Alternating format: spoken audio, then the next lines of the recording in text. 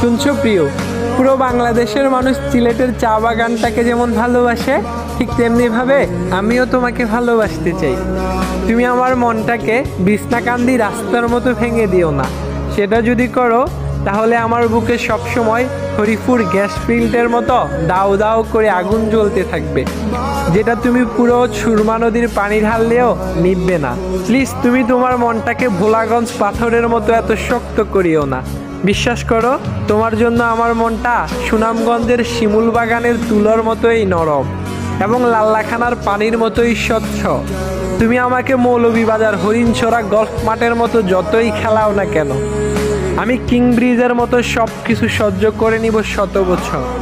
তুমি চাইলে আমাদের সম্পর্কটা চাতকের সুপারহিট সিমেন্টের মতো মজবুত জোড়া দিতে পারো, কারণ আমার মনটা হাকালুকি হাওরের মতোই বিশাল।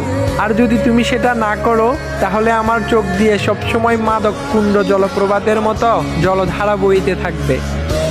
তুমি যদি আমাকে ছেড়ে চলে যাও তাহলে আমার জীবনটা 22 মোড়া রাস্তার মতো এলোমেলো হয়ে যাবে এবং কৈলাস শিলার মতো ধ্বংস হয়ে যাবে। এক কথায় আমার জীবনটা আলী আমজাদের ঘড়ির মতো 12টা বেজে যাবে। প্লিজ তুমি তোমার মনটাকে ঝাপলংয়ের পানির মতো একটু পরিষ্কার করো। আমি তোমাকে নিয়ে হালবনা গার্ডেনের আনারসের মতো মিষ্টি একটা জীবন কাটাতে চাই।